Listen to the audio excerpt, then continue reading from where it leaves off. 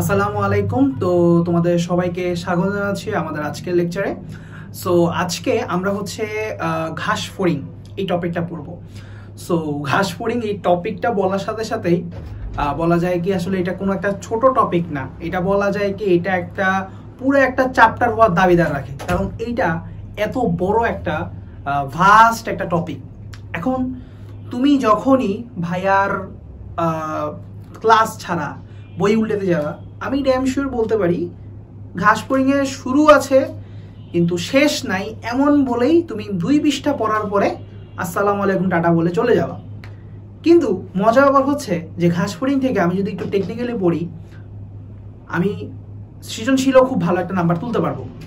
So ওটার জন্য আমার দরকার যে সিলেক্টিভ কিছু টপিকের জন্য সিলেক্টিভলি কিছু অ্যান্সার অন্ততপক্ষে জেনে রাখা।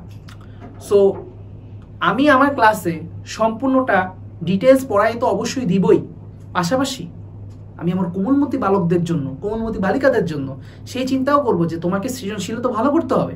তো সৃজনশীল ভালো করার জন্য হইলেও তুমি কিভাবে চ্যাপ্টারটাকে পড়তে পারবা, সো সেই আলোচনা আমাদের থাকবে। বুঝা গেছে? সো তাহলে আমরা শুরু করি আর কি। হ্যাঁ, আচ্ছা। সো আজকে আমাদের পড়ার টপিক হচ্ছে ঘাস ফড়িং। তো ঘাস ফড়িংয়ে আমার কোমলমতি বাচ্চাদের জন্য সবার আগে আমি একটা সাজেশন তৈরি করছি, কারণ অন্যান্য চ্যাপ্টারের ক্ষেত্রে আমি এই কাজটা কমই করি, যে আগে সৃজনশীলের জন্য ইম্পর্টেন্ট টপিক কি একটু আগে বলে দেওয়া। আমি পড়াইতে থাকি, এটা হচ্ছে মূল থিং। বাট এটা কেন বলতেছি বলে দিছি আগে, কারণ হচ্ছে নাইলে তুমি ঘাস ফড়িংয়ের ইম্পর্টেন্ট টপিক খুঁজে পাবা না, সৃজনশীলে একদম মানে বড় ধরনের মারা খাবা। এবং এইগুলোর যদি ভালো করে পড়তে পারো, এগুলো যদি ভালো করে চিত্র শিখতে পারো, তাহলে আমি বলতে পারি তুমি সৃজনশীলের জন্য এই চ্যাপ্টারটা পিক করতে পারো। ঠিক আছে? সো আসো, ফার্স্ট অফ অল আমাদের এই চ্যাপ্টারে সবচেয়ে বেশি যে টপিকটা থেকে প্রশ্ন আসে হচ্ছে ওমাটিডিয়ামের গঠন এবং কাজ। ওমাটিডিয়াম কি জিনিস এখন এগুলো বুঝবা না, সামনে আসলে বুঝবা। ঘাস ফড়িং কিভাবে দেখে, দর্শন কৌশল, এই দুটা টপিকের উপর সর্বাধিক বেশি প্রশ্ন আসছে বিভিন্ন বোর্ডে, সর্বাধিক প্রশ্ন। এরপরেও যে টপিকগুলো থেকে হর হামেশা প্রশ্ন এসে থাকে কম বেশি, সেটা হচ্ছে ঘাস ফড়িংয়ের পরিপাকতন্ত্র নিয়ে, ঘাস ফড়িংয়ের সংবহনতন্ত্র নিয়ে, ঘাস ফড়িংয়ের শ্বসনতন্ত্র, রেচনতন্ত্র, এই 4টা তন্ত্র নিয়ে। সো এখানে সিরিয়ালের বেসিসে আমি বলছি যে যেটা আমার কাছে মনে হয়েছে সবচেয়ে বেশি ইম্পর্টেন্ট সেটাকে শুরুতে, তারপর সেকেন্ড, থার্ড, ফোর্থ এরকম করে আমি সাজাইছি। দেন হচ্ছে নাইস টু নো টপিকস, 3টা লেভেলে সাজাইছি।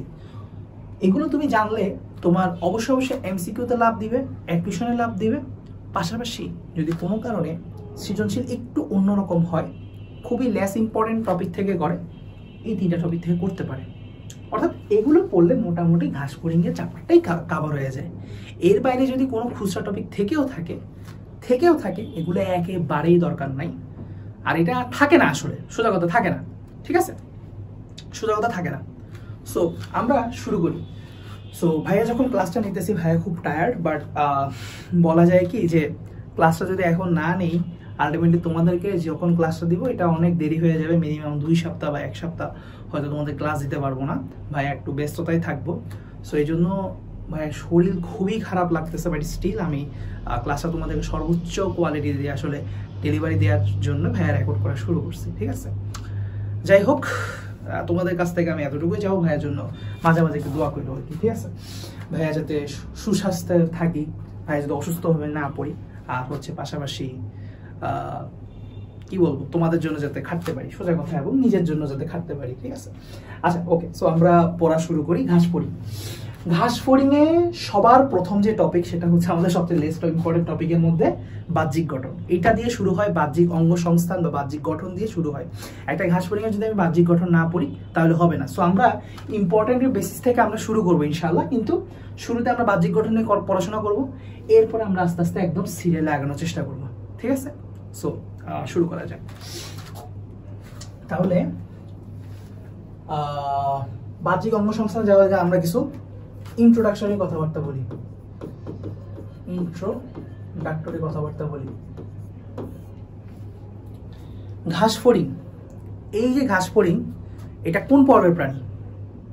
এটা হচ্ছে আর্থ্রোপোডা পর্বের প্রাণী। ঠিক না? তোমাদেরকে আমি প্রথম চ্যাপ্টারে পড়াইছিলাম যে যে কোনো পতঙ্গ ভাইয়া, যে কোনো পতঙ্গ সেটা অবশ্যই কিসের অন্তর্ভুক্ত হবে, সরি সেটা কিসের অন্তর্ভুক্ত হবে, সেটা হবে আর্থ্রোপোডা পর্বের প্রাণী, আর্থ্রোপোডা পর্বের প্রাণী। সো আর্থ্রোপোডা পর্ব বলতেই বোঝা যায়, আমরা জানি যে এটা হচ্ছে সন্ধিযুক্ত উপাঙ্গ, আর্থ মানে সন্ধি, পোডা মানে পথ, সো সন্ধিযুক্ত উপাঙ্গ এদের বিদ্যমান থাকবে, যেহেতু এরা ইনসেক্ট বা পতঙ্গ। তো সন্ধিযুক্ত উপাঙ্গ থাকবে, এই জন্য এদেরকে কি বলা হয়, সন্ধিপ্রতি প্রাণী বলা হয়। এটা আমরা জানি, পায়ে অনেক সন্ধি থাকে, ইনশাল্লাহ আমরা দেখবো পায়ে যে সন্ধিগুলা। সো এই হলো ঘটনা। সো আর্থ্রোপোডার যত বৈশিষ্ট্য আছে সেটা কিন্তু আমরা ঘাস ফড়িং এর মধ্যে ঘুরে ফিরে পাবো। এছাড়াও ঘাস ফড়িং সম্পর্কে আমরা আরো দুটো তথ্য জানতে পারি, যে পৃথিবীতে ঘাস ফড়িং এর কয়টা প্রজাতি এবং বাংলাদেশে কয়টা প্রজাতি। সো এই ধরনের তথ্যগুলো ভাইয়া নিজে মনে রাখি না, একটু বই দেখি আমরা। এই যে দেখো 20,000 ভার্সেস 20 প্রজাতি, পুরা পৃথিবীতে হচ্ছে 20,000 প্রজাতি এবং বাংলাদেশে হচ্ছে 20 প্রজাতি। সো এই সোজা সোজা তথ্য মনে রাখতে হবে। আর ঘাস ফড়িং এর কিছু প্রজাতিকে পঙ্গপাল নামেও ডাকা হয়। পঙ্গপাল চিনো? গ্রাম দেশে এই পঙ্গপালের অ্যাটাকের কারণে অনেক ঘাস ফসল নষ্ট হয়। এখান থেকে বুঝতে পারতেছো একটা জিনিস, যে মজার একটা জিনিস বলে ফেলছি, সেটা হচ্ছে ঘাস ফড়িং এ, ঘাস শব্দ থেকে বুঝতে পারতেছো তারা হচ্ছে অনেকটা ঘাস টাসই খাবে, তাই না? এবং এক্স্যাক্টলি এটাই হয়, তারা কিন্তু অ্যাকচুয়ালি শাকাশী বা তৃণভোজী, তারা কিন্তু মাংসাশী না, তারা মাংসাশীও না, সর্বভুগও না। মনে আছে হাইড্রার ক্ষেত্রে আমি বলছিলাম ম ম ম অনেকগুলা ম, মনে আছে? মুক্তজীবী, মিঠা পানি, মুকুলোদ্গম, মাংসাশী, আরো অনেক কিছু বলা যায়, মেডুসা, পলিপ, এসব দশা। সো অনেক কিছু এখানে বলা যায়, ম দিয়ে অনেক কিছু বানানো যায়, মানে হাইড্রাতে অনেক কিছু ম দিয়ে বানানো সম্ভব, তুমি যদি একটু টেকনিক্যালি খেয়াল করো। মেসোগ্লিয়া, সো ময়ের মেলা, হাইড্রা হচ্ছে ময়ের মেলা, সোজা কথা। সো সেখানে মাংসাশী একটা জিনিস ছিল, তাই না? হাইড্রা হচ্ছে মাংসাশী, কিন্তু তারপরের যে প্রাণীটা নিয়ে আমরা আলোচনা করতেছি সেটা কিন্তু আমাদের তৃণভোজী। সো আমরা একটু ইন্ট্রোডাক্টরি কথাবার্তা বলতেছি, ঠিক আছে? ঠান্ডা মাথায় বলবো আমরা। তো যেটা বলছিলাম যে 20,000 প্রজাতি ভার্সেস 20 প্রজাতি, এই দুটো তথ্য মনে রাখবা। একটা হচ্ছে ওয়ার্ল্ড ওয়াইড, বিশ্বে বা পৃথিবীতে, আর এটা হচ্ছে জাস্ট বাংলাদেশের খবর। এই তথ্যগুলা ইন্ট্রোডাকশনে মনে রাখতে পারো। আর আরেকটা জিনিস মনে রাখতে পারো, সেটা হচ্ছে আমাদের যে আর্থ্রোপোডা পর্বের প্রাণীর মধ্যে ঘাস ফড়িং দেখতে পাচ্ছি, আর্থ্রোপোডা পর্ব ফাইলাম, তাদের যে বর্গটা, তার নামটা কিন্তু অর্থোপটেরা, তাদের বর্গের নাম হচ্ছে অর্থোপটেরা। এবং ঘাস ফড়িং এর বৈজ্ঞানিক নাম হচ্ছে পয়কিলোসেরাস পিকটাস, পয়কিলোসেরাস পিকটাস। সো সর্বোচ্চ হলে আমরা আসলে এতটুকু পড়তে পারি ইন্ট্রোডাকশনে। আমি একটু যতটুকু সর্বোচ্চ বলা যায় আমি সর্বোচ্চটাই বলতেছি, ঠিক আছে? এর বেশি দরকারই নাই ইন্ট্রোডাকশনে পড়া। ওকে, সো তারা হচ্ছে অর্থোপটেরা পর্বের প্রাণী, অর্থোপটেরা বর্গের অন্তর্ভুক্ত। এটা কি বললাম, আর কিছু বলছি? আর হচ্ছে বৈজ্ঞানিক নামটা পড়তে বলছি। সো বৈজ্ঞানিক নামটা আমরা চাইলে এখানে লিখে রাখতে পারি, পয়ে, আচ্ছা পয়ে বানানটাও তো কঠিন, নিজে ভুল করতেছি না, ঠিক লিখছি, পয়কিলোসেরাস পিকটাস। ওকে, আমরা জানি বৈজ্ঞানিক নামের নিচে দুইটা আন্ডারলাইন করতে হবে, গণনাম এবং প্রজাতির নামের নিচে, তাই না? সো পয়কিলোসেরাস পিকটাস। সো আমরা আমাদের পরিচয় পর্ব শেষ, আমরা বলতে পারি ঘাস ফড়িং আমরা এটা হচ্ছে পরিচয় পর্ব জানলাম। তোমরা একটা জিনিস বলছো ভাইয়া স্লাইড দিয়ে পড়ালে স্লাইডটা দিতে, আমি বলছি বাবা আমি স্লাইডই এখন পড়াবো না, লিখে লিখে পড়াবো, স্লাইড দেখাবোই না। কারণ স্লাইড দেখালে বলিস বাবা স্লাইড পড়বো, আমি স্লাইড দিতে চাই না বাবা। তোরা নতুন একটা ম্যাটেরিয়ালস বানাইস না, বই পড়, যা পড়াচ্ছি যা লেখাচ্ছি, যেগুলো দাগাচ্ছিলাম তোরটুক লিখতে বলছি, তোরা পুরো স্লাইড লেখা ট্রাই করিস, তখন হচ্ছে মানে একটা ক্লাস করতে তোদের 5 ঘন্টা লাগে, এরপর আমাকে দোষ দেশ, তারপরে বলিস স্লাইড দে, স্লাইড দিতে আমাকে ভাইয়াকে, সে এই হলো অবস্থা।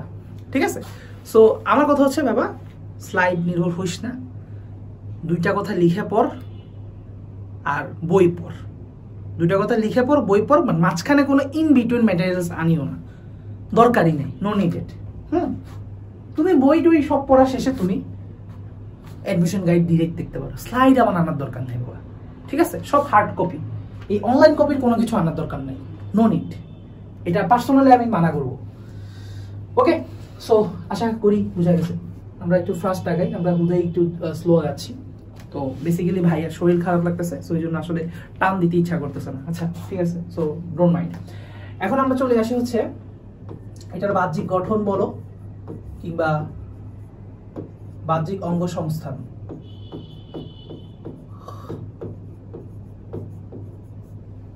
ঠিক আছে,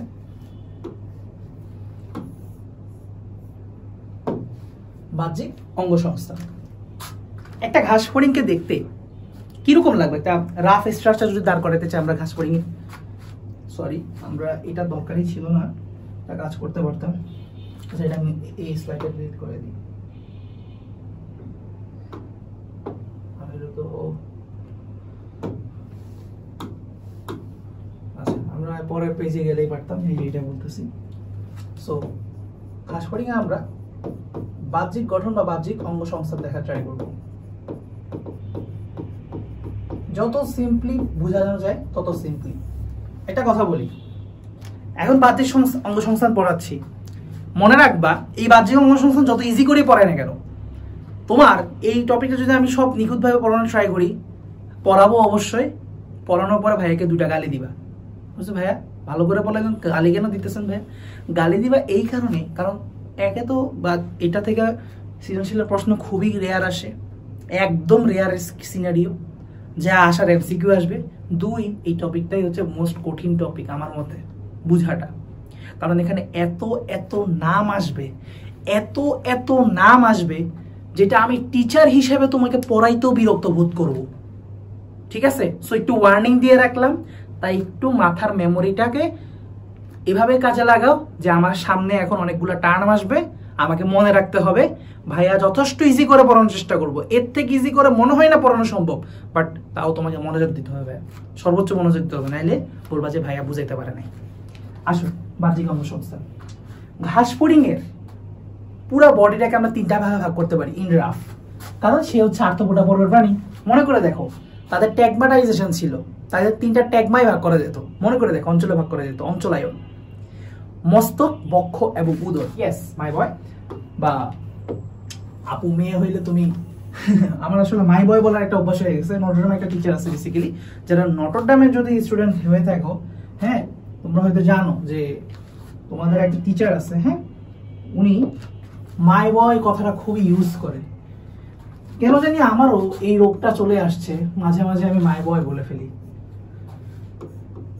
যদিও আমি নটরডামের স্টুডেন্ট না, মনে করার দরকার আমি নটরডামের স্টুডেন্ট, আমি নটরডামের স্টুডেন্ট না, বাট নটরডামের স্যারদের অনেক গল্প শুনতে পারি। হ্যাঁ, তো তাইলে তাদের মস্তক, বক্ষ এবং উদর, এই তিনটা অঞ্চলে ভাগ করা যায়। ক্লিয়ার ভাইয়া? এখন আসি, আচ্ছা আমরা তো লাইভ নিতেছি না এখন, এই মুহূর্তে মোবাইল না কি দরকার, ভাবতেছিলাম লাইভ নিতেছিলাম, সাবকনসিয়াস মাইন্ড যে কি যে কাজ করতেছে। আচ্ছা মস্তক, সো একটা জিনিস মাথায় রাখবা, তিনটা অঞ্চলেই আমার তিনটা গুরুত্বপূর্ণ জিনিস থাকবে। সো আমরা শুধুমাত্র নামগুলো আগে লিখি, কোন কালে নিতে পারি, এই কালে নেই। মাথায় রাখবা আমরা এখন শিখবো হচ্ছে কন্টেন্ট।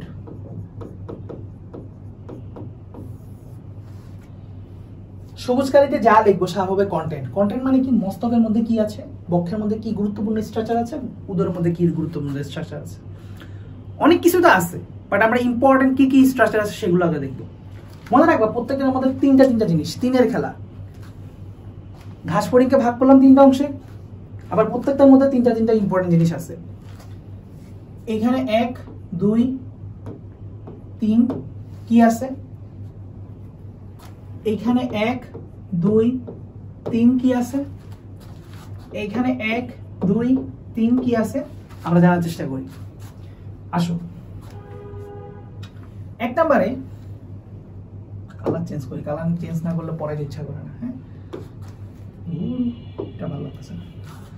মস্তক, মস্তকে কি থাকবে ভাইয়া? মস্তকে কি থাকবে? একটা ঘাস ফড়িং এর চিন্তা করো, চোখ থাকতে পারে। সো তাদের যে চোখ সেটাকে বলা হয় পুঞ্জাক্ষী ভাইয়া, তাদের চোখটাকে পুঞ্জাক্ষী ডাকা হয়। তাদের যে চোখ, না এটা ফুটবে না, এই কালারটা মুছে দেই, সরি মাই ব্যাড। আমার আজকে মনে হয় মেয়ে মানুষের মতো করতেছি। পুঞ্জাক্ষী, যেটাকে বলা হয় কম্পাউন্ড আইস। আজকে টপিকটা আমি না চেষ্টা করব যত সুন্দরভাবে পড়ানো যায়, এর থেকে সুন্দর যাতে কেউ পড়াতে না পারে এরকম ভাবে চেষ্টা করব। কারণ কি জানো, এই টপিকটা খুবই কঠিন এবং এই টপিকটা নোট না করায় দিলে বই পড়ার সময় খুবই খারাপ লাগবে। বিশ্বাস করো না, ক্লাসটা এখন অফ করো, 2 পেজ পড়ো, তারপরে ক্লাস করতে ইচ্ছা করবে। কথাটা মিলিয়ে নিও, ঠিক আছে? পুঞ্জাক্ষী। এরপরে আসো, অ্যান্টেনা থাকবে এবং মুখভঙ্গ থাকবে।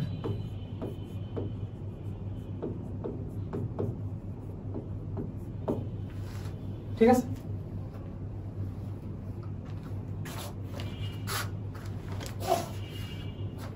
আচ্ছা,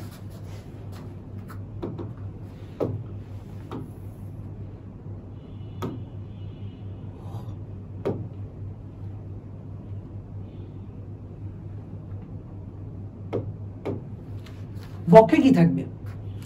বক্ষে থাকবে ডানা এবং পা, পাশাপাশি শ্বাসরন্ধ্র। শ্বাসকার্য চালানোর জন্য তাদের কিছু ছিদ্র বা রন্ধ্র থাকে, যেগুলোর নাম ইংলিশে বলা হয় স্পাইরাকল। ইংলিশটা মনে রাখতে হবে, স্পাইরাকল, বা বাংলায়ও লিখে দিই আবার, স্পাইরাকল।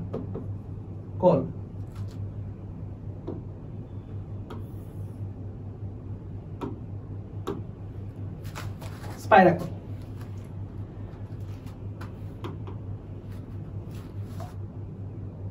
এখানে কি থাকবে? উদরে। উদরে বেসিক্যালি শ্বাসরন্ধ্র এখানেও থাকে, এখানেও থাকে। কোথায় কি থাকে এগুলো ডিটেলস আসতেছি আমি। এখানেও শ্বাসরন্ধ্র পাবা। এখানে তুমি কি পাবা? তা টিম্পেনা পাবা, শ্রবণাঙ্গ, যেটা বেসিক্যালি শ্রবণাঙ্গ বা শ্রবণে কাজ করে। এটা খুবই গুরুত্বপূর্ণ। এবং তোমার হচ্ছে পায়ু ও জনন ছিদ্র, এগুলো পাবা। পায়ু ছিদ্র, জনন ছিদ্র এগুলো পাবা।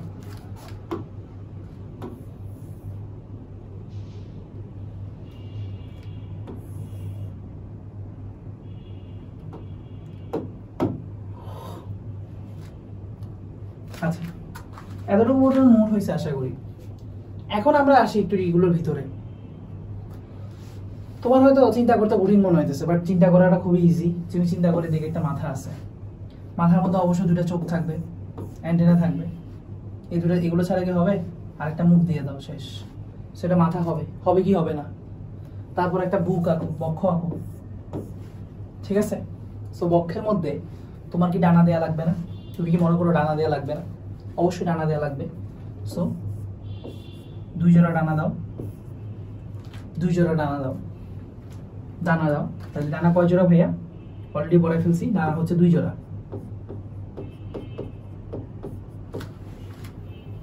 এক জোড়া এক পাশে, এক জোড়া এক পাশে, 2 জোড়া ডানা দিতে হবে। পা দিতে হবে 3 জোড়া। তাহলে সেটা হবে কোথায়? বক্ষে।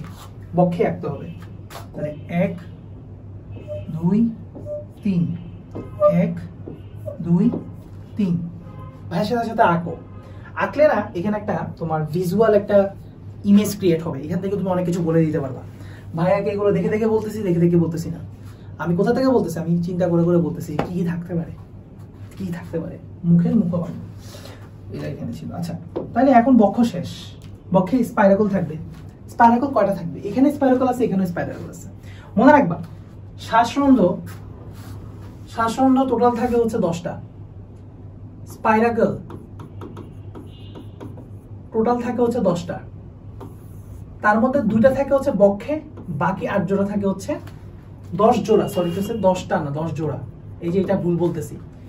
একটা কথা বলি ভাইয়া, ঘাস ফড়িং টপিকটা পড়ার সময় কোনো কিছুই তুমি জোড়া ছাড়া পাবা না ম্যাক্সিমাম ক্ষেত্রে, তাই বি কেয়ারফুল। তুমি 10টা বলার আগে খেয়াল করে নিবা এটা কি 10 জোড়া না তো। সো স্পাইরাকল হচ্ছে 10 জোড়া, 2 জোড়া হচ্ছে তোমার বক্ষে থাকে, বাকি 8 জোড়া হচ্ছে তোমার উদরে থাকে।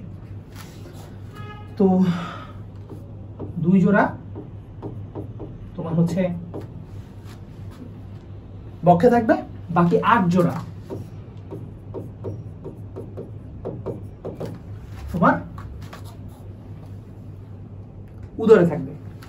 তাহলে এটা হচ্ছে হেড, যারা ইংলিশ ভার্সন তাদের জন্য একটু বলে দিই, head abdomen, sorry head thorax abdomen, head thorax abdomen.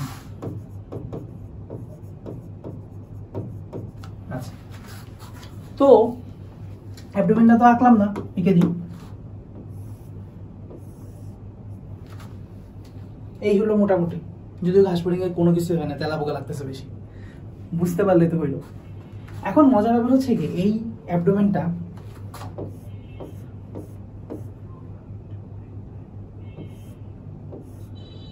এক দুই তিন চার পাঁচ ছয় সাত আট নয় 10 11, 1 2 3 4 5 6 7 8 9 10 11 এক্স্যাক্টলি। এভাবে গুনে গুনে দাও, 11টা খন্ড আঁকো।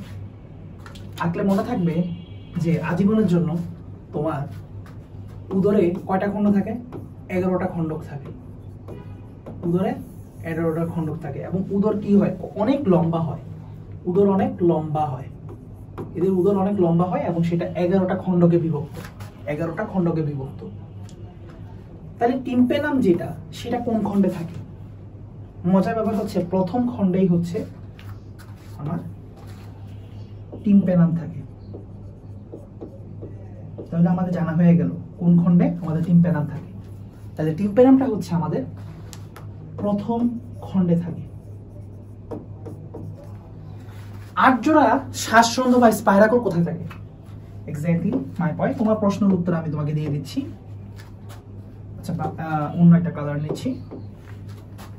এই পাশে একটা, একদম এই পাশে একটা, এই পাশে একটা, এই পাশে একটা করে করে প্রথম 8 জোড়ার ক্ষেত্রে স্পাইরাকল পাবা, অর্থাৎ প্রথম 8টা খণ্ডকে পাবা। দেখো একটু চিত্র ধরে ধরে এঁকলে তোমার না প্রতিটা টপিক মাথার মধ্যে ঢুকে যাবে। তার মানে আমরা 1 থেকে 8 এই খণ্ডগুলোকের মধ্যেই হচ্ছে আসলে শ্বাসরন্ধ্রটা অবস্থিত, এবং দুই পাশে একদম পার্শ্বদেশে, একদম পার্শ্বদেশে, খুব ইম্পর্টেন্ট কি, একদম পার্শ্বদেশে 8 জোড়া প্রথম 8টা খণ্ডকে। পায়ু জ্বলনচিত্র এগুলো কোথায় থাকে? এগুলো সংক্রান্ত তথ্য আমাদের জানা লাগবে, তাই না? এগুলো বইয়ের অনেক বিচ্ছিন্নভাবে লেখা, আমি এগুলো তোমাদের বোঝাই দিতেছি ভাই, বোঝাই দিতেছি সুবিধা হবে। আসো, পুরুষ স্ত্রী, পুরুষের জনন ছিদ্র, এটা থাকবে হচ্ছে শুধুমাত্র নবম খণ্ডকে।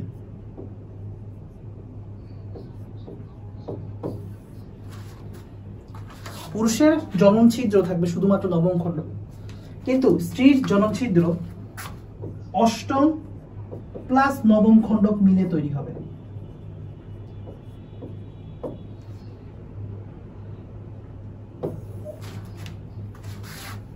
ক্লিয়ার? দ্বিতীয়ত, ওভিপোজিটর নামক একটা অঙ্গ আছে। এই ওভিপোজিটরটাও আসলে ফিমেলদেরই অর্গান। এই ফিমেলদেরই অর্গান, এইটা 8ম প্লাস নবম খণ্ডকের দ্বারা তৈরি হয়। ঠিক আছে? সো ওভিপোজিটরকেই স্ত্রী জনন ছিদ্র বলে কিনা এই জিনিসটা তোমাদের বইয়ে লেখা নাই, বাট দুইবার দুই কথা লেখা আছে। তোমরা ধরে দিতে পারো যে অভিপোজিটরটা হয়তো স্ত্রী জননাঙ্গ, ঠিক আছে, স্ত্রী জননাঙ্গ। সো আমি একটা নেট সার্চ দিয়ে দিই, কুইক একটা নেট সার্চ দিই। আমি অনেকদিন আসলে এই টপিকটা দেখি নাই, তো দাঁড়াও তোমাদের সাথে আমি দেখি। দেখো জানার শেষ নাই। সো আমি যদি টিচার হয়ে গুগল সার্চ দিতে পারি, তোমরাও গুগল সার্চ দিতে পারো। গুগল সার্চ দিয়ে যেই জিনিসে তোমার কনফিউশন হবে তুমি একটু দেখবা, কারণ সব জিনিস বইয়ে লেখা থাকবে না ভাইয়া, এটা একটা জিনিস। দ্বিতীয়ত আমাকে প্রশ্ন করার আগে তুমি একটা গুগল করে দিবা। গুগল করে কোনো জিনিস শিখার মজাটাই আলাদা, যে অর্থাৎ তুমি নিজে নিজে বের করতে পারতেছো। সেলফ ফাইন্ডিং ইজ ইম্পর্টেন্ট, ঠিক আছে। আচ্ছা, টিউবুলার একটা organ which a female insect deposit egg. হ্যাঁ, এটা এক ধরনের বেসিক্যালি ডিম যেহেতু পারতেছে, ওভিপোজিটরতে বেসিক্যালি ডিম পারে, তাহলে এটা এক ধরনের স্ত্রী জনন ছিদ্র বলতে পারে। তাহলে ওভিপোজিটর এবং স্ত্রী জনন ছিদ্র দুইটা এবং অষ্টম এবং নবম খণ্ড মিলে তৈরি হয় বা এইখানে থাকে, এই দুইটা খণ্ডের একসাথে থাকে। আসো, একটা হচ্ছে অ্যানাল সার্কাস নামে একটা ইয়ে আছে, এটা তো গেল। এখানে যাওয়ার পরে অ্যানাল সার্কাস, অ্যানাল সার্কাস এটা কোথায় থাকে? আচ্ছা, আমার কাছে মনে হচ্ছে আমি একটু পুরো স্লাইডটা একটু ছোট করে ফেলি, তাইলে আমি মনে লিখতে পারবো।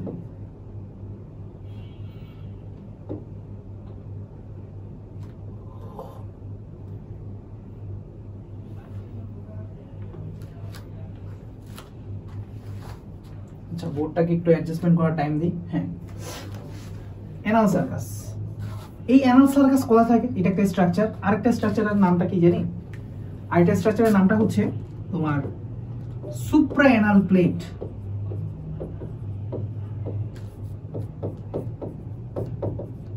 এই দুটো জিনিস কই থাকে?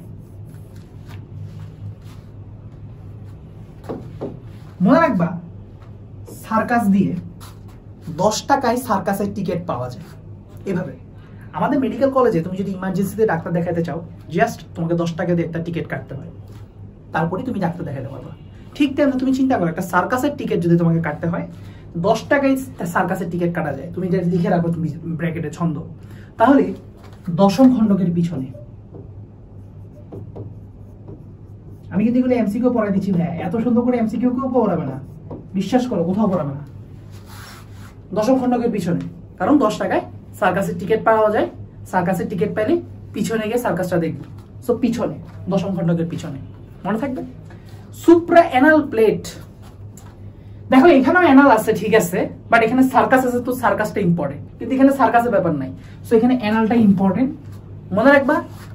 এতে অ্যানাল, এতে 11, এতে অ্যানাল, এতে 11। সো 11শো খণ্ডক, মানে হচ্ছে 11তম খণ্ডক, ঠিক আছে। সুপ্রাঅ্যানাল প্লেটটা থেকে একদম লাস্ট খণ্ডকে, একদম লাস্ট খণ্ডকে, অথবা এটাও মনে রাখতে পারো একদম লাস্ট খণ্ডকে থাকে সুপ্রাঅ্যানাল প্লেট। বাট আমি মনে রাখি সুপ্রাঅ্যানাল প্লেটে, অ্যানাল প্লেট 11 খণ্ডকে থাকবে, অ্যানাল প্লেট 11 খণ্ডকে থাকবে, ঠিক আছে, মনে থাকবে। আর অ্যানাল সার্কাস 10 টাকায় সার্কাসের টিকিট পাওয়া যায় দশম খণ্ডকের পিছনে। হ্যাঁ, দশম খণ্ডকের পিছনে মানে 11 খণ্ডকের দিকেও চলে আসে, তাই না? বাট স্টিল বইয়ে যেটাকে যেভাবে বলছো তোমাকে সেটা সেভাবে পড়তে হবে, কিছু করার নেই, কিছু করার নাই। ও নো, এটা মুছলো কিভাবে? এটা কোন সময় মুছলো? আচ্ছা, এটা আমি আঁকতে হবে আবার না। 6, 7, 8, 9, 10, 11, ঠিক আছে।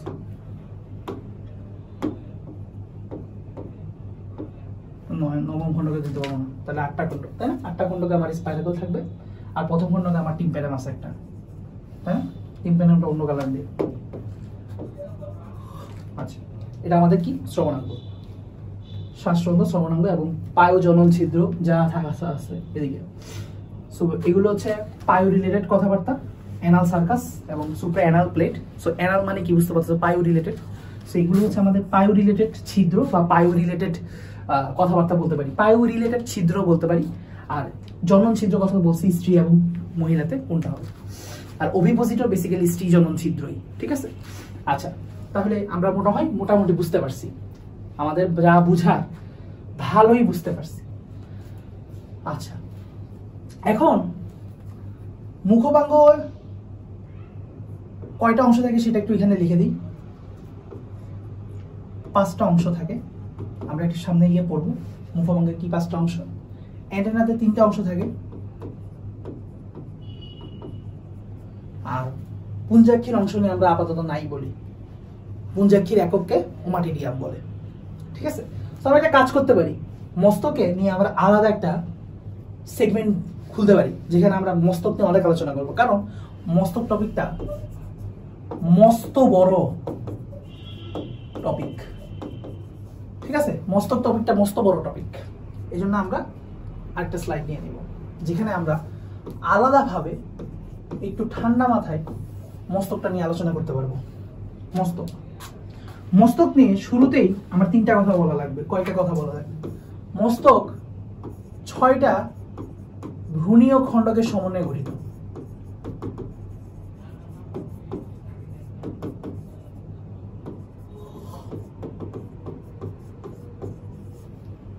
এই মস্তকটার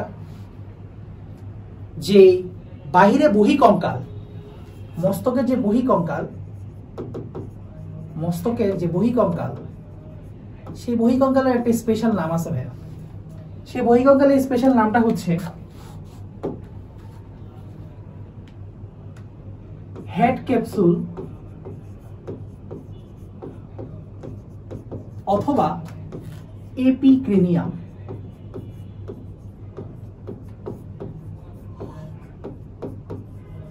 ঠিক আছে, হেড ক্যাপসুল বা এপিক্রেনিয়াম। আমাদের এই মস্তকটাকে একটা বিশেষ ধরনের মস্তক ডাকা হয়, সেটাকে ডাকা হয় হাইপোগনেথাস মস্তক। আচ্ছা, ইংলিশ না লিখি, ইংলিশ লিখলে একটু বাংলা ভাষণের জন্য ঝামেলা।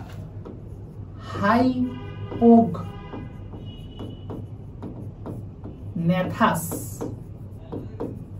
ধরনের মস্তক কেন বলা হয় সেটা আমরা এখন একটু বলি।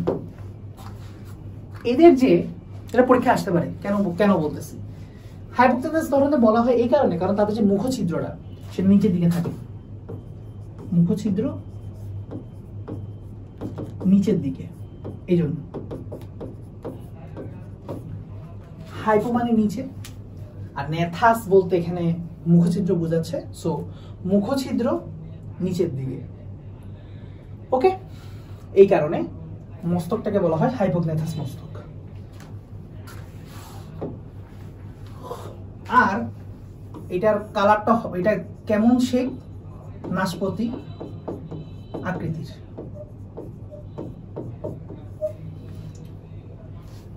এই হেড ক্যাপসুল বা এপিক্রেনিয়ামের কিছু অংশ আছে,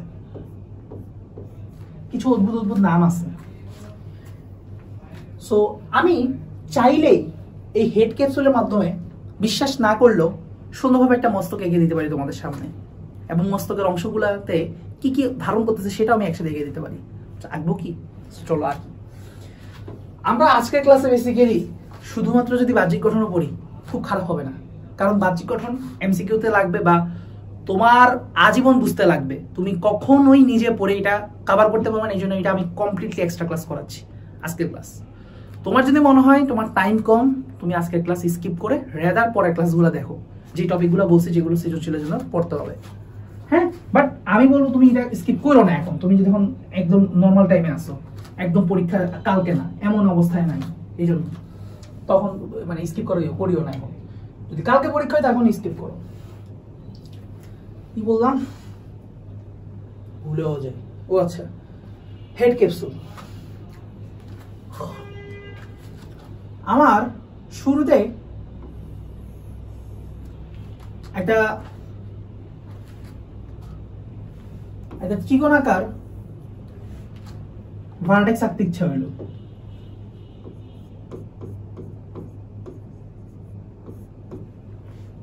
ভার্টেক্স ত্রিকোণাকার, তার সামনেই কিছুটা প্রশস্ত ফ্রন্স আঁকতে ইচ্ছা হইল। কিরকম? প্রশস্ত, ভার্টেক্সের ঠিক নিচে প্রশস্ত একটা ফ্রন্স আঁকতে ইচ্ছা হলো। ঠিক এরপরেই এটার নিচে বা এটারও সামনে আরো মানে আরো অগ্রসর হইলে আমার মনে হইলো আমি একটা আয়তাকার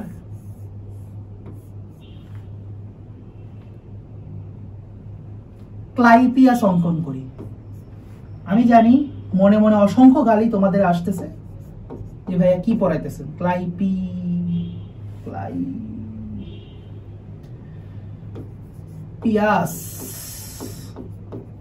এখন দিয়ে লাভ নাই, সহজ করে পড়াচ্ছি, ধন্যবাদ দাও।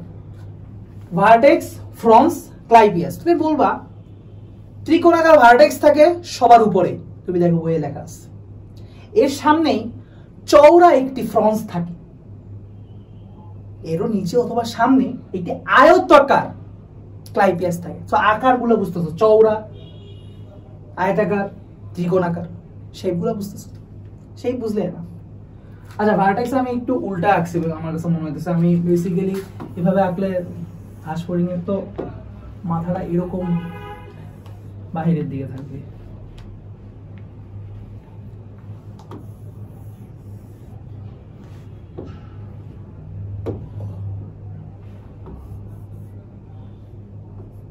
ভার্টেক্স, ফ্রন্স এবং ক্লাইপিয়াস।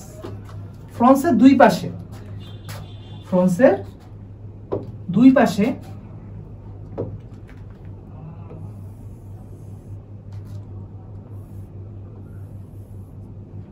জেনা থাকবে। কি থাকবে? জেনা। কি থাকবে? জেনা। তুই বলতে পারো এটা কি ধরনের মস্তক হলো, আমি তো কিছু বুঝতেছি না ভাইয়া। আসলে আমি যদি এখানে অনেক কিছু একটু ড্র করে দেই তাহলে তুমি বুঝবে যে আমি কি আঁকতে যাচ্ছি। দেখো, আমি দুইটা পুঞ্জাক্ষী এঁকে দিলাম, দুইটা তাদের কম্পাউন্ড এঁকে দিলাম। দেখো, তারপর হচ্ছে আমি দুইটা অ্যান্টেনা বের করে দিলাম ফ্রন্স থেকে, এবং এটার নিচে মুখভঙ্গের কিছু চিত্র ড্র করার ট্রাই করলাম। এখন অনেকটাই কেন জানি আউটলাইন দিয়ে দিলে মনে হবে এটা আমি হয়তো এটা ঘাস ফড়িং এর মাথা আঁকার চেষ্টা করছি।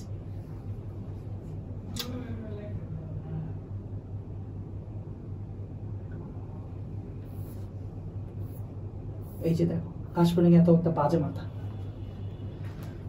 বাজে মাথাটাকে কত সহজ করছি একবার দেখবা। হাসো। মস্তক, এটাকে বাইরে থেকে অখণ্ডিত মনে হইলো 6টা ভ্রূণীয় খণ্ডকে সমন্বয়ে গঠিত। এটা নাশপাতি আকৃতির, এটা হচ্ছে হাইপোগনেথাস ধরনের মস্তক, কারণ মুখস্থ মস্তকের নিচে অবস্থান করে। এটার বহিঃকঙ্কালের নাম হচ্ছে হেড ক্যাপসুল এপিকেনিয়াম। এখানে কতগুলো অংশ থাকে। ত্রিকোণাকার ভার্টেক্স, দুই পাশে দুইটা জেনা, ফ্রন্সের দুই পাশে দুটো জেনা, কপালের মতো চওড়া একটা ফ্রন্স, কপালের দিকে চওড়া একটা ফ্রন্স, ফ্রন্টে কপাল থাকে ফ্রন্স, এবং ফ্রন্সের নিচে আয়তাকার একটা প্লেট যার নাম হচ্ছে ক্লাইপিয়াস। এখন ছবির দিকে তাকাও, এক্স্যাক্টলি এই পয়েন্টে হচ্ছে আমাদের ত্রিকোণাকার একটা ভার্টেক্স। ত্রিকোণাকার ভার্টেক্স আমি মনে হয় প্রথমেই ঠিক আছিলাম, পরেই আসলে একটু উল্টা করছি, সরি, মাই ব্যাড। আসলে বুঝছো কি যে বলবো, লজ্জিত বলেছিল, আসলে কিছু বলার নেই।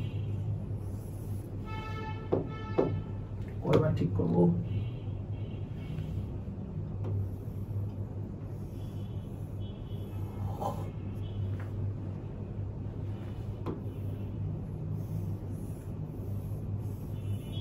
ত্রিকোণাকার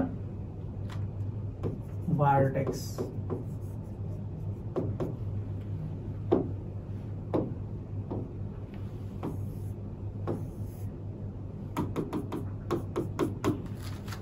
ঠিক আছে, আচ্ছা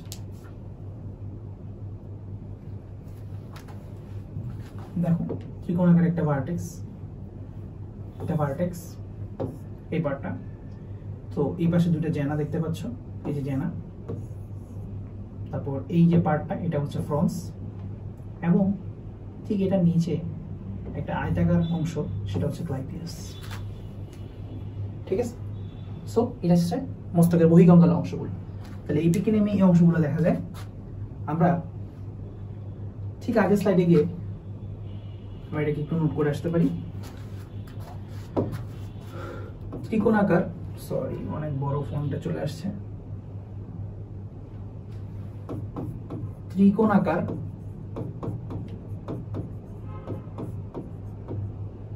ভার্টেক্স, চওড়া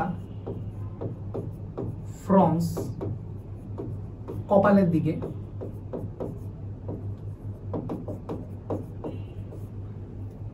দুপাশে জেনা এবং সবার নিচে বা ফ্রন্টসেরও নিচে আয়তাকার ক্লাইপিয়াস।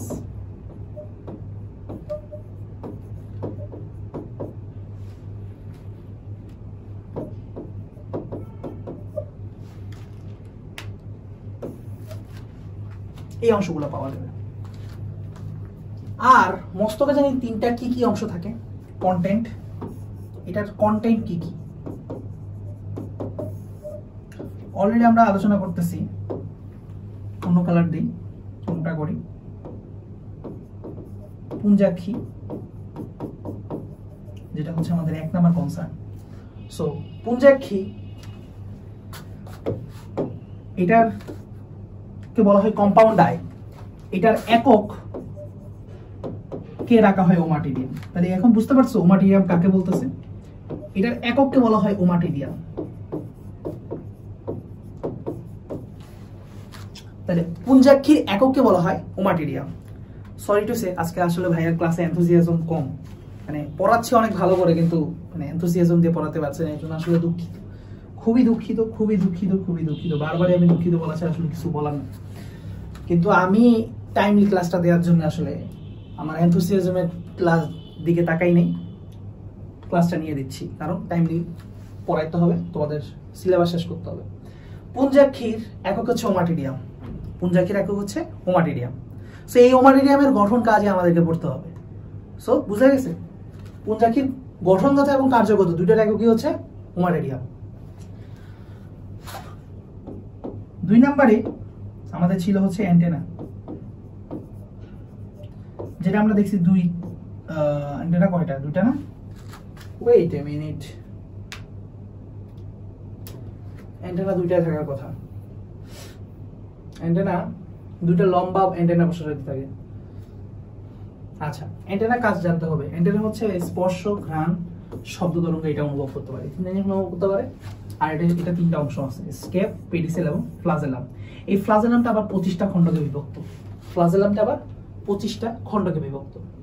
সো এই তথ্যগুলো আমাকে জানতে হবে। আমি একটু লিখে দিই হালকা করে, না হলে আবার বলবা যে পড়াই দিই নাই।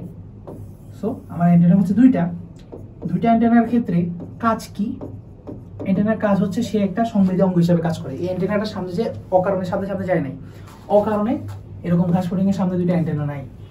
এগুলো অনেক কিছু সেন্স করে, 3টা জিনিস সেন্স করে, 3টা খুব ভাইটাল জিনিস সেন্স করে।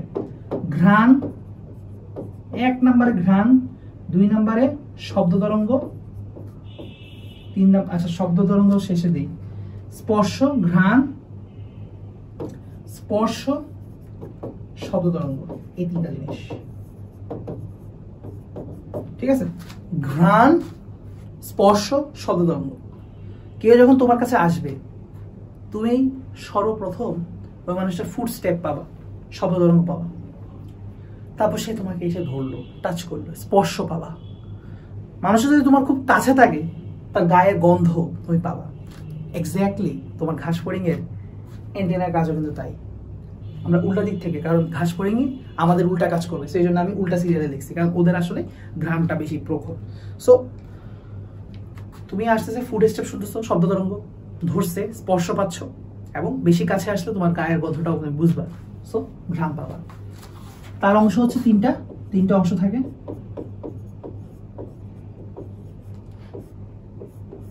তিনটা অংশ কি কি জানি, নামগুলো খুবই অদ্ভুত। খুবই মেলা অদ্ভুত। দেখো স্টেপ পেডিসেল এবং স্কেপ, স্কেপ পেডিসেল এবং ফ্লাজেলাম, স্কেপ পেডিসেল, স্কেপ পেডিসেল এবং ফ্লাজেলা, ফ্লাজেলাম, এক বচনে ফ্লাজেলাম। এই ফ্লাজেলামের আবার 25টা খণ্ড, বাবা রে বাবা 25টা খণ্ড, এই এক ফ্লাজেলার এই 25টা খণ্ড। ক্লিয়ার? ক্লিয়ার কিনা? এখন তুমি বলতে পারো ভাই নামগুলো কোথেকে আসছে, একটু চিনান ভাই। পার্ট ভাই পার্ট চিনারও কিছু নাই অ্যাকচুয়ালি। অ্যান্টেনার যে প্রথম শুরুর দিকে যে ধরো একটা মাথার থেকে শুরু হবে অ্যান্টেনাটা, এই গোড়ার দিকে যে মোটা অংশটা থাকে সেটা হচ্ছে স্কেপ, দেন হচ্ছে এটা সামনে একটা অংশ থাকে সেটা হচ্ছে পেডিসেল, এরপরে এই ফ্লাজেলার মতো একটা অংশ থাকে, এটা হচ্ছে ফ্লাজেলাম। এটার মধ্যে 25টা খণ্ড থাকে, 25টা খণ্ড থাকে। ঠিক আছে, এটা বুঝানোর কিছু নাই। দেন হচ্ছে আমাদের মুখভাঙ্গ, আমাদের না ঘাস ফড়িং, ঘাস ফড়িং এর মুখভাঙ্গকে বলা হয় চর্বণ উপযোগী মুখভাঙ্গ বা ম্যান্ডিবুলেট উপভাঙ্গ, উপাঙ্গ, মুখভাঙ্গ। কেন? কারণ হচ্ছে কচি পাতা বা কাণ্ড চর্বণে ব্যবহৃত হয়, কচি পাতা বা কাণ্ড এগুলো চর্বণে ব্যবহৃত হয় ঘাস ফড়িং এর মুখভাঙ্গ, এই জন্য চর্বণ উপযোগী ম্যান্ডিবুলেট মুখভাঙ্গ বলা হয়। এবং এটার অংশ হচ্ছে 5টা, ল্যাব্রাম, লেবিয়াম, ম্যান্ডিবুলা, ম্যাক্সিবুলা এবং ম্যান্ডিবুল, ম্যাক্সিলা এবং হচ্ছে হাইপোফেনিক্স। আমার কথাও জড়া যাচ্ছে, খুবই খারাপ লাগতেছে আসলে, বলে বুঝাতে পারবো না আসলে হয়তো। যাই হোক,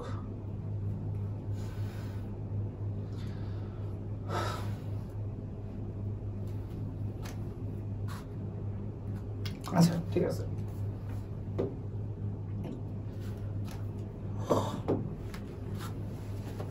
আসো কোনটা যদি পড়াচ্ছিলাম, স্কেপ পেডিসেল আর হচ্ছে ফ্লাজেলাম তো পড়াই দিছি। মুখভাঙ্গ, মুখভাঙ্গ খুবই ইম্পর্টেন্ট। কোনো কোনো সময় সৃজনশীলে মুখভাঙ্গের ছবি আঁকতে দিতে পারে, সো মুখভাঙ্গ তোমরা ভালো করে শিখতে হবে। সো আমরা আসি এখন হচ্ছে মুখভাঙ্গের অংশগুলো আস্তে আস্তে দেখি। ঠিক আছে, মুখভাঙ্গের অংশগুলো দেখি আমরা। মুখভাঙ্গের অংশগুলা এইটার ছবি দেখবো না, এই ছবিটা দেখবো। এই ছবিটা আমাদেরকে আঁকা শিখালাম।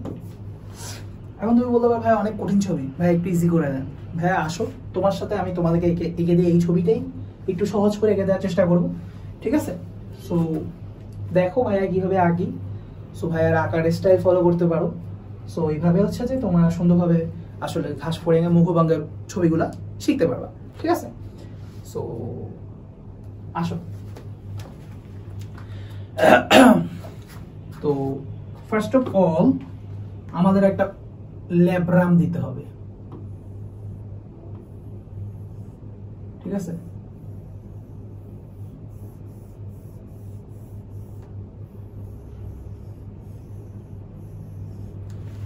ধরো এটা আমাদের ল্যাব্রাম, যেটা হচ্ছে ঊর্ধ্বষ্ট হিসেবে কাজ করবে। সো মুখভাঙ্গের অংশ আসার আগে আমরা একটু মুখভাঙ্গ নিয়ে কথা বলি। এটাকে বলা হবে ম্যান্ডিবুলেট, ম্যান্ডিবুলেট বা চর্বণ উপযোগী বলা হয় মুখভাঙ্গকে। তাহলে ঘাস ফড়িং এর মুখভাঙ্গকে বলা হয় ম্যান্ডিবুলেট বা চর্বণ উপযোগী মুখভাঙ্গ। এবং এটার অংশ হচ্ছে কয়টা? 5টা অংশ। 5টা অংশের নাম আগে এমসিকিউর জন্য পড়তে হবে। তুমি চিত্র আঁকা পারো বা না পারো, তোমার মুখভাঙ্গের নামগুলো জানতে হবে। 5টা অংশ কি কি? 1 ল্যাব্রাম, 2 লেবিয়াম, আচ্ছা বাংলা লিখিস,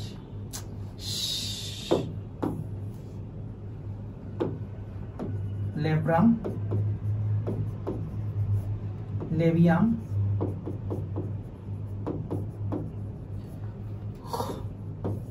ল্যাব্রাম, লেবিয়াম, দেন হচ্ছে তোমার ম্যাক্সিলা,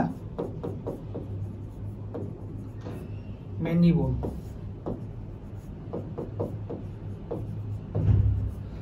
এবং আমাদের হাইপোফ্যারিংস। তুমি ছবি পারো না পারো, অন্ততপক্ষে অংশগুলোর নাম জানতে হবে। খুবই সোজা, labrum, labium, maxilla, mandible, hypopharynx.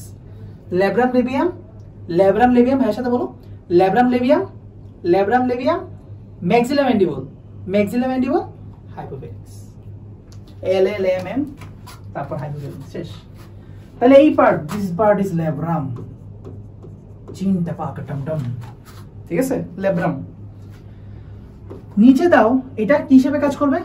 ঊর্ধ্ব স্টেজে, মানে উপর ওষ্ঠ হিসেবে কাজ করবে, ঊর্ধ্ব ওষ্ঠ হিসেবে কাজ করবে। আর নিম্ন ওষ্ঠ হিসেবে জানি কি কাজ করবে? লেবিয়াম কাজ করবে। তাহলে নিম্ন ওষ্ঠটা আঁকার চেষ্টা করো। নিম্ন ওষ্ঠটা দেখো, একটু দেখো, ছবিটা দেখো, খুব অদ্ভুত, পুরো মনে হয় যে একটা দাঁত, মানে কি বলবো, হ্যাঁ, এই হলো ঘটনা। সাবমেন্টাম, মেন্টাম, লিগুলি, পাল্প, এই অংশগুলো থাকে। সো একটু দেখো,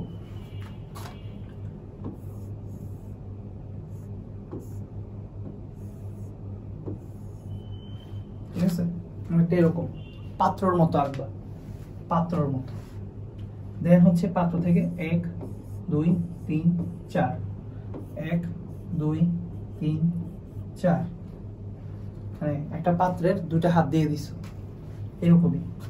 তাহলে উপরের যে অংশটা সেটাকে বলা হবে, এটা পুরোটা হচ্ছে কি? লেবিয়াম, যেটা হচ্ছে নিম্ন ওষ্ঠ হিসেবে কাজ করবে। এটা পুরোটা হচ্ছে কি? লেবিয়াম। তাহলে এইটার উপরের অংশ হচ্ছে সাবমেন্টাম, নিচের অংশ হচ্ছে মেন্টাম, এবং একদম নিচের দিকে পাসার মতো একটা অংশ তৈরি করছে। সে পাসাগুলোকে বলবে হচ্ছে, এগুলোকে বলবে হচ্ছে লিগিউলি বা লিগুলি, লিগিউলি বা লিগুলি। এই যে হাতের মতো অংশটা, এখানে এগুলোকে বলা হয় পাল্প। যেহেতু এটা লেবিয়ামে, তাই এটার নাম হবে লেবিয়াল পাল্প। এবং মনে রাখবা, পাল্প, যে কোনো পাল্প অঙ্গটা খুব সংবেদী হয়, যার কারণে সেই সংবেদী রোমও থাকবে। তাহলে সংবেদী রোম বা এগুলো দিতে হবে, যেহেতু সে হচ্ছে পাল্প। সেই পাল্প যেহেতু একটা সংবেদী অঙ্গ হবে, তাহলে তার সংবেদী রোমগুলো দেখাইতে হবে, মাস্ট দেখাইতে। ঠিক আছে, তাহলে আমার তিনটা অংশ, সাবমেন্টাম, মেন্টাম এবং হচ্ছে লেবিয়াল পাল্প। খুবই ইজি, এতক্ষণ পর্যন্ত কোনো কঠিন জিনিস আসে নাই ভাইয়া। তার একটা করাতের মতো অংশ থাকবে, সেটা হচ্ছে ম্যান্ডিবল। আমরা চাইলে আরেকটু সুন্দর করে রাখতে পারতাম। এইটা হচ্ছে ম্যান্ডিবল। দ্য রিয়েল চ্যালেঞ্জ যেখানে, সেটা হইতেছে ম্যাক্সিলা। কারণ ম্যাক্সিলা সহজ, একদিকে ম্যাক্সিলা সহজ, কঠিন না। তিনটা অংশ দিবা, তিনটা অংশের নাম জানতে হবে, এইটা হলো কঠিন। সো এটা হচ্ছে ম্যাক্সিলা আঁকলাম, তিনটা অংশ থাকবে। ভাইয়ের সাথে সাথে আঁকো, তাহলে সহজ হয়ে যাবে। তিনটা অংশ থাকবে, তিনটা অংশের মধ্যে তিনটা অংশের নামগুলো আগে লিখে ফেলো। কার্ডো, স্টাইপস এবং লেসিনিয়া। কি কি বললাম? খুব কঠিন লাগতে পারে, খুব কঠিন না, কয়েকবার পড়ো। কার্ডো, স্টাইপস, লেসিনিয়া, কার্ডো, স্টাইপস, লেসিনিয়া, কার্ডো, স্টাইপস, লেসিনিয়া, কার্ডো, স্টাইপস, লেসিনিয়া, কার্ডো, স্টাইপস, লেসিনিয়া। 10 থেকে 15 বার পড়ো, আমি শিওর এটা ছন্দের মতো মুখস্থ হয়ে যাবে। কার্ডো, স্টাইপস, লেসিনিয়া বলা শুরু করবা তোতা পাখির মতো। তো এই কার্ডো, স্টাইপস, লেসিনিয়া থেকে তোমার হচ্ছে আরো দুটো জিনিস বের হয়। দুটো জিনিস বের হলে তো হইতোই, নামগুলো একটু ভেজাল দেখো। পালপিফার, একটা হলো গেলিয়া, প গ, পালপিফার এবং গেলিয়া। দেখো সেকেন্ড অংশটা থেকে বের হয়েছে পালপিফার এবং গেলিয়া, এবং ওই অংশটা থেকে আবার পালপিফার থেকে আবার 1 2 3 4 5 অংশ বিশিষ্ট একটা ম্যাক্সিলারি পাল্প বের হয়েছে। পাল্প মানে লোম থাকবে, দেখছো? তো এটাই হচ্ছে সমস্যাটা, যে পালপিফার এবং গেলিয়া আবার পালপিফার থেকে বের হয় ম্যাক্সিলারি পাল্প। সো এটাই সমস্যাটা, সমস্যাটা এইখানেই, সমস্যাটা এইখানেই। সো এই সেকেন্ড অংশ থেকে আমার দুটো জিনিস বের হইলো। একটা হচ্ছে আমার পালপিফার, পালপিফার, একটা হচ্ছে গেলিয়া। মজার ব্যাপার, আবার পালপিফার থেকেই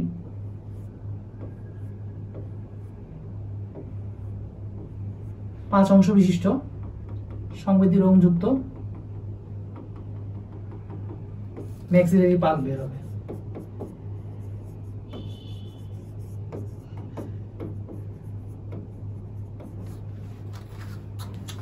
তাহলে এখানে আমি তোমাদেরকে পয়েন্ট নোট করি, কোনটা তোমার পড়া লাগবে।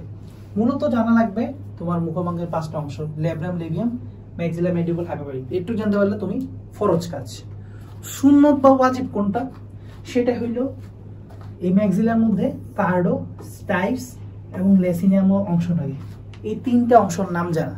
কার্ডো, স্টাইপস, লেসিনিয়াম ম্যাক্সিলার মধ্যে, আর হচ্ছে লেবিয়ামের মধ্যে সাবমেন্টাম, মেন্টাম এবং লেবিয়াল পাল্প থাকে। এতটুকু পর্যন্ত জানা হচ্ছে ফরজ। এরপরে তুমি যদি এগুলোর মার্কিং করে নামকরণ নাও লিখতে পারো, নাম্বার ইনশাল্লাহ কাটা যাবে না। কারণ অনেকেরই মনে থাকে না এটা পালপিফার, এটা গেলিয়া, এরপর এখান থেকে ম্যাক্সিলারি পাল্পটা মনে থাকবে, ওই ভিতরে 2টা পার্ট মনে নাও থাকতে পারে, পালপিফার আর গেলিয়া। পালপিফার থেকে আবার নামাই দিবা ম্যাক্সিলারি পার্ট, ঠিক আছে? সো এইগুলো জেনে যদি তুমি মার্কিং করতে পারো তাহলে তোমার অবশ্যই নাম্বার বেড়ে যাবে। এক্স্যাক্টলি সেম টাইপের ছবি এই দিকেও থাকবে, ঠিক আছে? আচ্ছা, আমার এই ছবিটা অবশ্যই একটু সাদা কালো দিয়ে করার দরকার ছিল।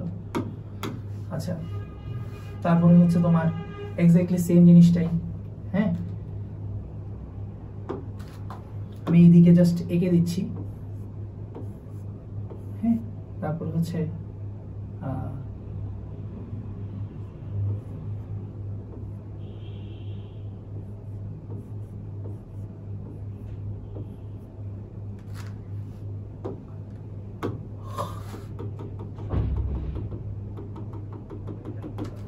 এই এখানে আর চিহ্নিতকরণ করলাম না, আশা করি বুঝবা। এটা আমার ম্যান্ডিবল, এটা আমার ম্যাক্সিলা, আর এটা তো আমার লেবিয়াম, উপরে ল্যাব। এখন মুখভঙ্গের কাজগুলো পরে আমি আজকের ক্লাস শেষ করে দিব, কারণ হচ্ছে আমার খুবই খারাপ লাগতেছে এবং আমিও চাচ্ছি না তোমরা আজকের ক্লাসে আর প্রেশার নাও। সো আজকের ক্লাসে আমি আর আসলে প্রেশার দিব না। মুখভঙ্গের অংশগুলো আমরা একটু জেনে নেব, কাজগুলো জেনে নেব। দেখো, তুমি একটা খাবার খেলে শুরুতে কি করবা, খাবারটা নিজে গ্র্যাব করে খাওয়ার চেষ্টা করবা। খাওয়ার চেষ্টা করার পরে প্রথমে শুরুতে কিন্তু মুখে কাছে নিয়ে কিন্তু খেয়ে ফেলবা না। তুমি যদি একটা অপরিচিত খাবার হয় বা তুমি ধরো সে খাবারটা নষ্ট আছে না ভালো আছে জানার জন্য একটু কাছে নিয়ে কিন্তু ঘ্রাণটা শুকবা। তো ঘ্রাণটা শুকতে আমি খাবারের উপযুক্ততা যাচাই করব। দেন উপযুক্ততা যাচাই করার পরে আমি খাবারটাকে মুখে নিব, 2টা ঠোঁট দিয়ে আটকাবো, দেন হচ্ছে কামড়াবো, দেন খাবারটা এরপরে লালার সাথে মিশাই খেয়ে ফেলবো। এই পার্টগুলোই তো। সো আমি আবারও রিপিট করি, খুব মনোযোগ দিয়ে শুনো। আমি একটা খাবার সবার প্রথমে একটা গ্র্যাব করা ট্রাই করব, খাবারটাকে কামড়াবো, গ্র্যাব করব, ধরে রাখবো। গ্র্যাব করার পরে আমি আগে খাবারটা দেখবো যে কি অবস্থা, খাবারের উপযুক্ততা যাচাই করব। যাচাই করার পরে মুখে কামড় দেওয়ার জন্য মুখে আগে ঠোঁট দিয়ে 2টা ধরবো খাবারটাকে, এবং দেন খাবারটার চাপ দিব, কাটবো, কর্তন করব, দেন লালার সাথে মিশাবো, দেন গিলে ফেলবো। এতটুকুই তো। এক্স্যাক্টলি এই কাজগুলোই করে। তাহলে খাবারটাকে যে ধরার কাজ বা কাছে আনার কাজটা কি করে, কাছে আনার কাজটা করে হচ্ছে আমাদের ম্যাক্সিলা সাহেব। আর খাবারের উপযুক্ততা যাচাই করে কে, খাবার উপযুক্ত আছে কি নাই এটা হচ্ছে লেবিয়াম করে। আচ্ছা, আমি হয়তো এগুলো দাঁড়াও দেখাই বললে ভালো হয়, আমি আবার এগুলো প্যাচ লাগাই দিব, বাট কাজগুলো এরকমই। দেখো, কাজ খুবই সহজ। শুরুতে বলছি কি,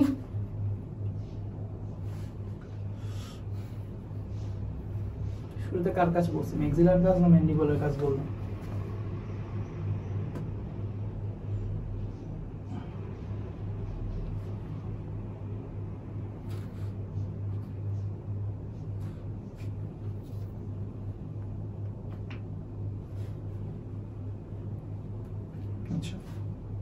দেখো, লেবিয়াম নিয়ে কথা বলছিলাম, নিচের ওষ্ঠ, এটা খাদ্যের উপযুক্ত খাদ্য নির্বাচনে সহায়তা করে। পাশাপাশি 2টা ঠোঁট দিয়েই, 2টা ঠোঁটেরই কাজ হবে, উপরের ঠোঁট এবং নিচের ঠোঁট 2টা দিয়ে আমি কি করব, খাবারের ফসকে যাওয়া প্রতিরোধ করব, খাবারটাকে মুখে প্রবেশ করাবো। এক্স্যাক্টলি উপরে এখানে ঘটে ল্যাব্রাম, এও কিন্তু খাবারটাকে ধরে রাখবে, কারণ ঠোঁটের কাজই হবে কি, খাবারটাকে ধরে রাখা। দুই ঠোঁট দিয়ে চাপ দিলে তো এক হাতে যেমন তালি বাজে না, ঠিক তেমনি এক ঠোঁটেও আমার খাবার ধরে রাখা সম্ভব না। তাহলে দুইটা ঠোঁট দিয়ে আমি খাবারটা ধরে রাখবো, ঠিক আছে? খাবারটা ধরে রাখবো। এবং ল্যাব্রামের ক্ষেত্রে মজার একটা বিষয় আছে, সেটা হচ্ছে ঊর্ধ্ব ওষ্ঠ হইলেও সে স্বাদ দিতে পারে, খাবারের স্বাদ দিতে পারে, সে খাবারটা ধরে রাখার পাশাপাশি স্বাদ দিতে পারে। বাট লেবিয়াম খাদ্যের উপযুক্ততা যাচাই করে, বাট সে শ্বাস দিতে পারে না, ঠিক আছে? দেন হচ্ছে খাদ্যের উপযুক্ততা যাচাই করার পরে আমি কি করবো? কাটাকাটি শুরু করব, খাবারটাকে আম আম আম কাটাকাটি শুরু করবো। এটা কাই করবে? তুমি ম্যাক্সিলার দিকে ম্যান্ডিবলের দিকে তাকাও, তারই তো করাতের মতো এরকম অংশ আছে, করাতের মতো অংশ আছে, তাহলে কাটবে না এটা দিয়ে? তাহলে সে হচ্ছে কর্তন করবে ম্যান্ডিবল, সেই জন্য তো ম্যান্ডিবুলেট বলা হয় চর্বণ উপযোগী। সো সে হচ্ছে করাতের মতো একটা দাঁত থাকে, সো এগুলো খাদ্যকে কেটে চিবানো সাহায্য করবে। দেন ম্যাক্সিলাতেও সংবেদী অংশ আছে, সংবেদী অংশ দিয়ে খাদ্যের উপযুক্ত যাচাই করতেছে হচ্ছে লেবিয়াল পাল্প। আর ম্যাক্সিলারি পাল্প কি করবে? এখানেও তার যেহেতু 5 অংশ বিশিষ্ট, কয় অংশ বিশিষ্ট? 5 অংশ বিশিষ্ট একটা ম্যাক্সিলারি পাল্প থাকবে। সে কি করবে? সেও খাদ্যের স্বাদ গ্রহণ করবে, সো একটা অনুভূতি গ্রহণ করবে, খাদ্যের স্বাদ গ্রহণ করবে। সো সংবেদী মানে তাহলে সে একটা সংবেদনশীল অঙ্গ হিসেবে কাজ করবে, সংবেদী অঙ্গ হিসেবে কাজ করবে। তাহলে তার সংবেদনটা কি হবে? সে হচ্ছে খাদ্যের স্বাদটা গ্রহণ করতেছে, এতটুকু। খাবার ধরে রাখার ক্ষেত্রে তার কাজ আছে, এবং মুখের ভিতরে প্রবেশ করাতে তার একটা কাজ আছে, খাদ্য চূর্ণ করানোর একটা কাজ আছে। তার ম্যাক্সিলার কাজটা হচ্ছে, এটা হচ্ছে বহুরূপী কাজ, সে সব ধরনের কাজই করতে পারে, পারদর্শী। যেহেতু তার সূক্ষ্ম রোম আছে, সে একটা সংবেদনশীল অঙ্গ, স্বাদ গ্রহণ করতে পারে। যেহেতু তার অনেক পার্ট আছে, খাদ্যটাকে ধরে রাখতে পারে, সেটা দিয়ে আবার মুখে প্রবেশ করাতে পারে, তারপর ওটা দিয়ে আবার খাদ্য চূর্ণ করতে পারে, খাবারটাকে আনে মুখের কাছে আনে, ধরেও রাখে, মুখের ভিতরে ঢুকায়, দেন হচ্ছে খাবারটা চূর্ণ করে, সব কিছুই করতে পারে। তাহলে ম্যাক্সিলার কাজ হচ্ছে বহুরূপী কাজ, সে সব করতে পারে, অল ইন ওয়ান। তাহলে মনে থাকবে। সো এইভাবে করে তোমরা একটু কাজগুলো পড়ে ফেলবা। আর হাইপোথ্যালামাসের কাজ কি? সে তোমার জিহ্বার মতো কাজ করতেছে, সে হচ্ছে লালার সাথে মিশিয়ে খাদ্যবস্তুটাকে আমার গিলাইতে সাহায্য করতেছে, ঠিক আছে? So that's all for today. খুবই খারাপ লাগতেছে, বাট আজকের ক্লাস থেকে যদি কোনো কিছু আউটপুট পাও তাতে আমি সফল ইনশাআল্লাহ। কয় পেজ পড়ালাম? 7 পেজ। 7 পেজে তোমাদেরকে কিন্তু সবচেয়ে জটিল টপিকগুলো পড়ানোর চেষ্টা করছি। স্টিল যেটা মিস গেছে সেটা একটু লাস্টে বলে দিই। ধরো তোমার এটা একটা মাথা, তারপর এটা তোমার বক্ষ, দেন এদিকে তোমার হচ্ছে একটা উদর। বক্ষে মনে রাখবা 6টা সারফেস থাকে। কিরকম? সামনের পার্টটাকে বলা হয় স্টার্নাম, পিছনের পার্টটাকে বলা হয় টার্গাম, এবং পাশের পার্টটাকে বলা হয় প্লিউরন। বক্ষে সামনের পার্টটাকে ডাকা হয় স্টার্নাম, বক্ষে পিছনের পার্টটাকে ডাকা হয়, আরো পড়া বাকি রয়ে গেছে, এখন মাথায় আসছে, খারাপ লাগতেছে, বাট তাও একটু পড়াই দিব। স্টার্নাম, পিছনের অংশটাকে বলা হয় টার্গাম, এবং পাশে যে অংশটা থাকে সেই অংশটার নাম দেওয়া হয় প্লিউরন। সো এক্স্যাক্টলি উদরেও এই সেম অংশগুলো থাকে, বাট উইথ এক্সেপশন যে এইখানে প্লিউরন থাকে না, অর্থাৎ পার্শ্বদেশ থাকে না কোনো, শুধু উপর নিচ থাকে, শুধু উপর নিচ থাকে, ঠিক আছে? সেই ক্ষেত্রে স্টার্নাম এবং টার্গাম থাকবে, কিন্তু কোনো প্লিউরন পাওয়া যাবে না। তাহলে এটাই পরীক্ষায় আসে যে উদরে কি থাকে না? প্লিউরন থাকে না, বাট বক্ষে সেই প্লিউরনটা থাকে। তাহলে সামনের অংশকে বলা হয় স্টার্নাম, সামনের অগ্রদেশ স্টার্নাম বলা হয়, পৃষ্ঠদেশ বা পিঠের দেশ টার্গাম, পার্শ্বদেশ দুই পাশ প্লিউরন। এই পার্শ্বদেশটা থাকবে না, ফ্ল্যাট হয়ে যাবে উদরের দিকে। তোমরা একটা তেলাপোকা নিবা, দেখবা তেলাপোকার বুকের অংশে মোটামুটি 6টা সার্ফেস থাকতে পারতেছো, সামনে পিছে পাশের সব অংশ আছে, কিন্তু উদরের সাইড একদম শেষের সাইডে এসে দেখবা এটা একটা ফ্ল্যাট হয়ে গেছে, উপর আর নিচের তল ছাড়া আর মাঝখানে কোনো পাশের তল খুঁজে পাবা না, পাশ বেসিক্যালি একটা লাইন হয়ে গেছে, পাশের কোনো তল খুঁজে পাবা না। এক্স্যাক্টলি এটাই হয়, বুঝছো? এক্স্যাক্টলি এটাই হয়। So just I just want reminder you, ঠিক আছে? ঠিক আছে, এই জিনিসটা রিমাইন্ড করার চেয়েছি, আর কিছু না। আচ্ছা, সো 3 জোড়া পা নিয়ে কথা বলতেছিলাম, পা ডানা এগুলো নিয়ে একটু কথা বলতেছিলাম। সো ডানা নিয়ে একটু কথা মনে হয় বলা উচিত। ডানা, পা, শ্বাসরন্ধ্র, ডানা আর পাটা নিয়ে কথা বলে আমি একটু শেষ করব ক্লাস। সো ডানা, আমরা বলছি ডানা হচ্ছে কয় জোড়া ভাইয়া? 2 জোড়া কথা বলছিলাম। তার মধ্যে প্রথম যে জোড়াটা সেটা হচ্ছে অকাজের, এটা কোনো উঠতে সাহায্য করে না, এটা উঠতে সাহায্য করে না। তাহলে কি করে ভাইয়া? প্রশ্ন, তাই না? উঠতে সাহায্য করে না। এরা ডানার আবরণ হিসেবে কাজ করে, তাই এদিকে বলা হয় ডানার আবরণী বা এলিট্রা। পরীক্ষায় আসে এলিট্রা কাকে বলা হয়? প্রথম জোড়া ডানাকে বলা হয় এলিট্রা, যা উঠতে সাহায্য করে না বাট ডানার আবরণী হিসেবে কাজ করে। এলিট্রা মনে থাকবে এই শব্দটা, খুব এলিট একটা টার্ম। দেন আমরা পায়ে যদিও আসি, পা আমরা বলছি 3 জোড়া এবং 3টাই হচ্ছে আমাদের বক্ষদেশে, ঠিক না? পায়ের অংশগুলো যদি আমরা দেখি, ফার্স্ট অফ অল একটা পায়ের এরকম একটা অংশ থাকে, দেন এখানে ট্রকেন্টার থাকে, দেন এখানে সোজা একটা ফিমার চলে আসছে, ফিমারের পরে টিবিয়া আসে, টিবিয়ার পরে টার্সাস। সো খুব সম্ভবত এই অংশটাকে কি যেন একটা বলে, দাঁড়াও নাম ভুলে গেছি,